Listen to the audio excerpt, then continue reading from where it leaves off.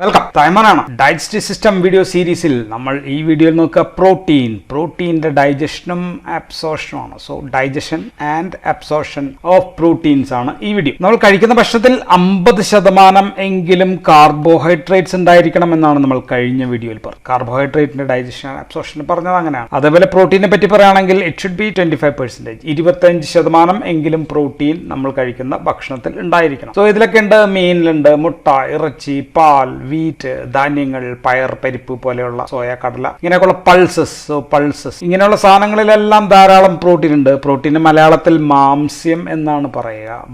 മാംസമല്ല, മാംസ്യം എന്നാണ്. മുട്ടയിൽ ആൽബുമിനാണ് പ്രധാനമായിട്ടുള്ളത്. മീറ്റ്, ഫിഷ്, അതിനകത്തൊക്കെ കൊളാജിൻസ് ഉണ്ട്, ധാരാളം പ്രോട്ടീൻസ് ഉണ്ട്. പാലിലുള്ളത് കെയ്സിനാണ്. സോ ഇൻ മിൽക്ക് കെയ്സിൻ എന്ന് പറയുന്ന പ്രോട്ടീൻ ഉണ്ട്. ദെൻ ലാക്ടാൽബുമിൻ ഉണ്ട്. ആൽബുമിനും ഉണ്ട് കേട്ടോ, പ്രത്യേകമുള്ള മാത്രം ഞാൻ പറയുന്നുള്ളൂ. ഗോതമ്പിനകത്ത് പ്രോട്ടീൻ ഉണ്ട്. ഗ്ലൂട്ടമിൻ എന്ന് പറയുന്ന പ്രോട്ടീൻ അമിനോ ആസിഡ് ഒക്കെയാണ്. ദെൻ ഗ്ലയാഡിൻ എന്ന് പറയുന്ന സാധനങ്ങളുണ്ട്. സോ ഇങ്ങനെയൊക്കെയുള്ള സാധനങ്ങളാണ് ഭക്ഷണത്തിൽ ഉള്ളതിൽ പ്രധാനം.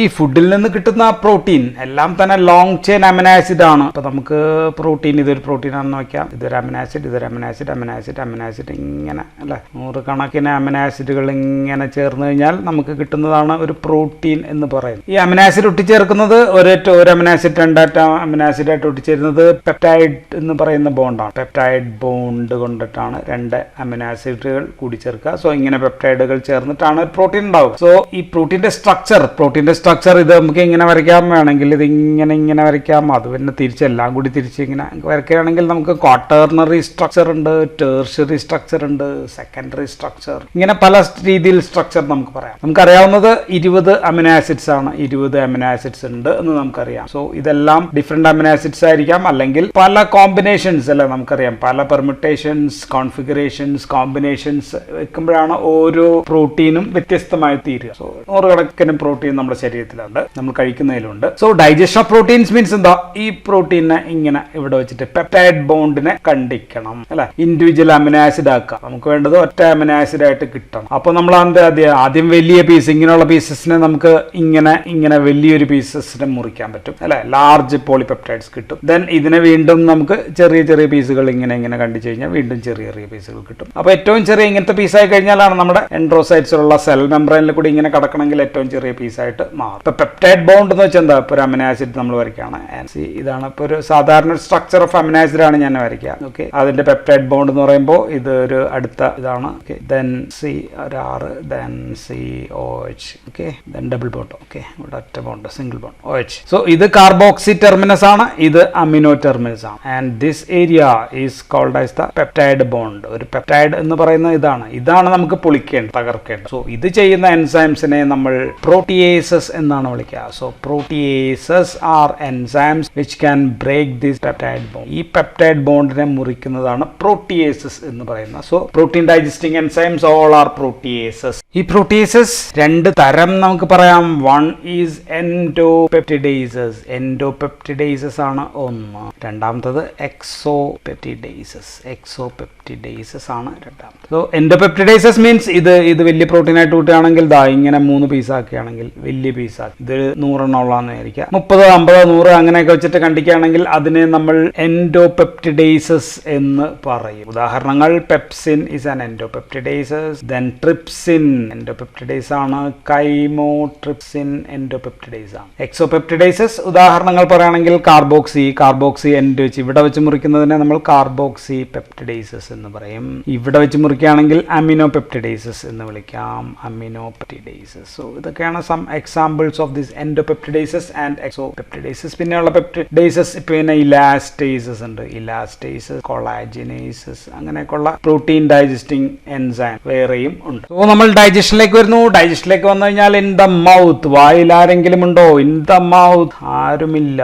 no one to digest protein, so there is no protein digestion in the mouth. ഇതാണ് നോ പ്രോട്ടീൻ ഡൈജഷൻ. അപ്പൊ അധികം പറയണ്ട. No proteolytic enzymes in the salivary സെക്രീഷൻസിലൊന്നുമില്ല. So no digestion the buccal cavity. അപ്പൊ അവിടെ ഒന്നുമില്ല. അടുത്ത ഭാഗം നേരെ എത്തിയത് സ്റ്റൊമക്കിൽ. ഫുഡ് ഇവിടെ എത്തി. ഫുഡ് ഇവിടെ എത്തിക്കഴിഞ്ഞാൽ ഇവിടെയാണ് പ്രോട്ടീൻ ഡൈജഷൻ സ്റ്റാർട്ട് ചെയ്യുന്നത്. So protein digestion starts in stomach. Starts in the സ്റ്റൊമക്കിൽ വെച്ചിട്ടാണ് ആരംഭിക്കുന്നത്. ആരംഭം കുറിക്കുന്നത് ആരാണ് എന്ന് വെച്ചാൽ ചീഫ് സെൽസ്. ഇവിടെയുള്ള ചീഫ് സെൽസ് പ്രൊഡ്യൂസ് പെപ്സിനോജൻ ഉണ്ടാക്കും. പെപ്സിനോജൻ HCl വരുമ്പോഴത്തേക്കും അത് പെപ്സിൻ ആയിട്ട് മാറുന്നു. So it is pepsin. Pepsin is the protein digestion or proteolytic powerful proteolytic enzyme is pepsin. എന്ത് ടൈപ്പ് ആണ് നമ്മൾ പറഞ്ഞത്? ഇറ്റ്സ് ആൻ എൻഡോപെപ്റ്റിഡേസസ് ആണ്. എൻഡോപെപ്റ്റിഡേസസ് മീൻസ് വലിയ പ്രോട്ടീനെ സാമാന്യം വലിയ കഷ്ണങ്ങളാക്കി മുറിക്കുന്നതിനാണ് നമ്മൾ എൻഡോപെപ്റ്റിഡേസസ് എന്ന് പറയുക. സോ ഉണ്ടാവുന്നത് പ്രോട്ടിയോസസ് ഉണ്ടാകും, പെപ്റ്റോൺസ് ഉണ്ടാകും,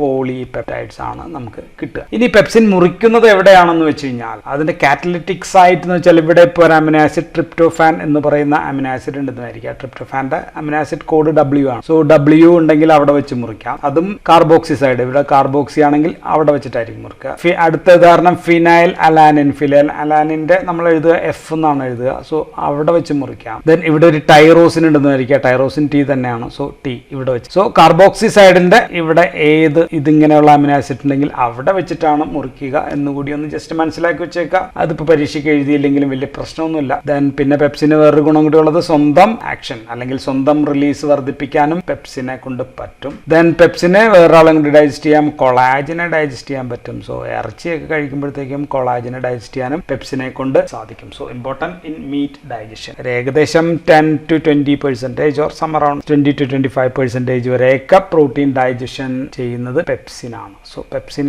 ഇൻ ദ സ്റ്റൊമക്. സ്റ്റൊമക്കിലെ പെപ്സിൻ തുടക്കട്ടു. ഭക്ഷണം അങ്ങനെ സ്റ്റൊമക്കിൽ നിന്ന് ഇവിടെ നിന്ന് പോയി ഇങ്ങനെ ഡിയോഡിനത്തിലേക്ക് എത്തുകയാണ്. ഡിയോഡിനത്തിലെത്തുമ്പോൾ അവിടെ നിന്ന് 2 സെക്രീഷൻസ് ഡിയോഡിനത്തിലേക്ക് വരുന്നുണ്ട്. ഒന്ന് പാൻക്രിയാസ്, ഒന്ന് ലിവർ. ലിവറിൽ നിന്ന് എന്തെങ്കിലും ഉണ്ടോ പ്രോട്ടീൻ ഡൈജഷൻ? ഒന്നുമില്ല. ലിവറിൽ നിന്ന് കാർബോഹൈഡ്രേറ്റും ഇല്ല, പ്രോട്ടീനും ഇല്ല, ഓൺലി ഫോർ ഫാറ്റ്. അപ്പോൾ പാൻക്രിയാസിൽ നിന്നുണ്ട് എന്നാണ് പറയുന്നത്. പാൻക്രിയാസിൽ നിന്ന് 2 തരം ആൾക്കാരുണ്ട്. ഒന്ന് എൻഡോപെപ്റ്റിഡേസസ് ഉണ്ട്, 2 എക്സോപെപ്റ്റിഡേസ്. എന്താണ് എൻഡോപെപ്റ്റിഡേസസ്? എക്സാമ്പിൾസ് 1 ഈ ട്രിപ്സിൻ ആണ്, രണ്ടാമത്തത് കൈമോട്രിപ്സിൻ ആണ്.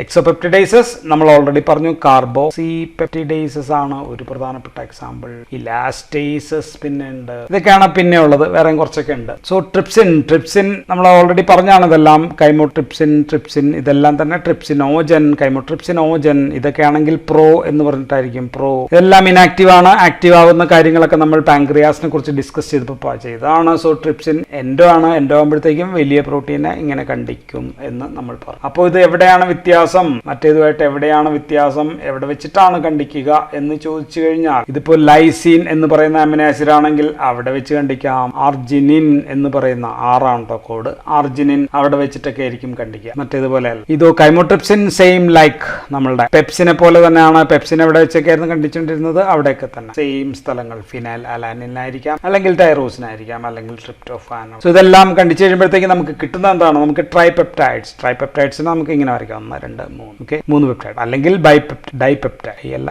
ഡൈപെപ്റ്റൈഡ് 2 അമിനോ ആസിഡ് സാധനം നമുക്ക് കിട്ടി. കാർബോക്സി പെപ്റ്റിഡേസ് എന്ത് ചെയ്യുന്നത് ഞാൻ പറഞ്ഞു. ഇതിപ്പോ കാർബോക്സി ടെർമിനൽ ആണ്. ഇത് അമിനോ ടെർമിനൽ ആണെങ്കിൽ കാർബോക്സി ഇവിടെ വെച്ചിട്ടായിരിക്കും കണ്ടിക്കുക. അതും ഡൈപെപ്റ്റൈഡ്സും ഒക്കെ ആയിട്ടായിരിക്കും നമുക്ക് കിട്ടുക. ഇലാസ്റ്റേസ് കട്ട് ചെയ്യുന്നത് ഇലാസ്റ്റിക് ഫൈബേഴ്സ് ആണ്.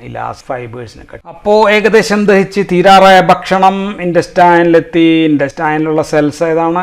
അതിന്റെ പേരാണ് എൻഡറോസൈറ്റ്. സോ ദിസ് ഇസ് ആൻ എൻഡറോസൈറ്റ് ആണ്. നമ്മൾ പല സ്ഥലത്ത് കണ്ടതാണ്. അതുകൊണ്ട് മോർ എക്സ്പ്ലനേഷൻ ഒന്നുമില്ല. This the brush border. ഈ ബ്രഷ് ബോർഡറിൽ ആരുണ്ട്? ബ്രഷ് ബോർഡറിൽ ഡൈപെപ്റ്റിഡേസസ് ഉണ്ട്. ഇവിടെ ഡൈപെപ്റ്റിഡേസസ് ഉണ്ട്. ദെൻ അമിനോപെപ്റ്റിഡേസസ് ഓർ അമിഡോപെപ്റ്റിഡേസസ് ഉണ്ട്. ഡൈപെപ്റ്റിഡേസ്. സോ എന്ത് ചെയ്യും? ട്രൈപെപ്റ്റൈഡ്സിനെയും ബൈപെപ്റ്റൈഡ്സിനെയൊക്കെ ഇവിടെ വെച്ച് കണ്ടിച്ചിട്ട് അമിനോ ആസിഡ്സ് ആക്കി മാറ്റും. So we are getting amino acids ആക്കി മാറും. കുറച്ച് ഡൈപെപ്റ്റൈഡും കുറച്ച് ട്രൈപെപ്റ്റൈഡും ഇവിടെ കിടപ്പുണ്ട് എന്നുകൂടി ഒന്ന് ജസ്റ്റ് മനസ്സിലാക്കുക. കുറെയൊക്കെ ദഹിപ്പിക്കുന്നു. അമിനോ ആസിഡ്സ് ഇവിടെ എത്തി. അമിനോ ആസിഡ്സിന് ഇനി കയറണം സെല്ലിനകത്തേക്ക്. സോ ഇവിടെ വെച്ച് എന്ത് തീർന്നു? Digestion is over now. ഇനി പറയേണ്ടത് അബ്സോർഷനെ കുറിച്ചിട്ടാണ്. അപ്പൊ നമുക്കിനി അബ്സോർഷനെ കുറിച്ച് പറയാം. അപ്പൊ ഇതകത്തേക്ക് കയറണമെങ്കിൽ എങ്ങനെയാണോ ഗ്ലൂക്കോസ് കയറിയത് അതേ മെത്തേഡ് തന്നെയാണ്. അതുകൊണ്ട് ഞാൻ കുറച്ച് വേഗത്തിൽ പറയാം. ഇവിടെ ബേസോലാറ്ററൽ സൈഡിൽ ഒരു സോഡിയം, പിന്നെ K+ ATPase ഉണ്ട്. ഇത് 3 സോഡിയത്തെ പുറത്തേക്ക് കളയും. പകരം 2 പൊട്ടാസ്യം അകത്തേക്ക് കയറും. സോ സോഡിയം അകത്ത് കുറയും. സോഡിയം അകത്ത് കയറുമ്പോൾ പറയുമ്പോൾ ഇവിടെ ഒരു ട്രാൻസ്പോർട്ടർ ഉണ്ട്, SGLT1 ട്രാൻസ്പോർട്ടർ ആണ്. അത് സോഡിയം അകത്തേക്ക് കയറ്റും. അതിന്റെ കൂടെ it's a co transporter or symporter. അതിന്റെ കൂടെ ഗ്ലൂക്കോസിന് കയറാം, ബാക്കിയുള്ള സാധനങ്ങൾക്ക് കയറാൻ പറഞ്ഞു. സോ ഇതേപോലെ തന്നെ ഇതിന്റെ കൂടെ തന്നെ അമിനോ ആസിഡ്സിനും കയറാം. Okay, so amino acids facilitatory transport വഴിയാണ് അമിനോ ആസിഡ് കയറുന്നത്. ഇനി ചില അമിനോ ആസിഡ്സിനെങ്കിലും പ്രത്യേകമായിട്ട് ചില ട്രാൻസ്പോർട്ടേഴ്സിന്റെ ഒരു 5 എണ്ണമെങ്കിലും നമ്മൾ കണ്ടെത്തി കഴിഞ്ഞിട്ടുണ്ട്. പ്രത്യേക അമിനോ ആസിഡുകൾക്ക് പ്രത്യേക ട്രാൻസ്പോർട്ടർ. ഇനി ഇവർക്ക് ഇവിടെയുള്ള ഡൈപെപ്റ്റൈഡ്സിനും ട്രൈപെപ്റ്റൈഡ്സിനും വേണമെങ്കിൽ ഇവിടെ ഒരു ട്രാൻസ്പോർട്ടർ ഉണ്ട്. H+നെ പുറത്തേക്ക് കളയും, പ്രോട്ടോണിനെ പുറത്തേക്ക് വിടും. പകരം നമുക്ക് ഡൈപെപ്റ്റൈഡ്സ് ആൻഡ് ട്രൈപെപ്റ്റൈഡ്സിനകത്ത് കയറാം. സോ ഇപ്പൊ ഇതിനകത്ത് എന്തൊക്കെയുണ്ട്? അമിനോ ആസിഡ്സ് ഉണ്ട്, കുറച്ച് ഡൈപെപ്റ്റൈഡ്സ് ഉണ്ട്, ട്രൈപെപ്റ്റൈഡ്സ് ഉണ്ട്. സോ ഈ ഡൈപെപ്റ്റൈഡ്സും ട്രൈപെപ്റ്റൈഡ്സിനെയും നമുക്ക് ഇൻട്രാസെല്ലുലാർ സെല്ലിനകത്തുള്ള പെപ്റ്റിഡേസസ് അല്ലെങ്കിൽ ഇൻട്രാസെല്ലുലാർ പെപ്റ്റിഡേസസ് വഴി അതിനെ ദയിപ്പിച്ച് വീണ്ടും നമ്മൾ അമിനോ ആസിഡ് ആക്കും. അമിനോ ആസിഡ് ആക്കി ഇനി ഇതിനകത്ത് കൂടി കളയണം,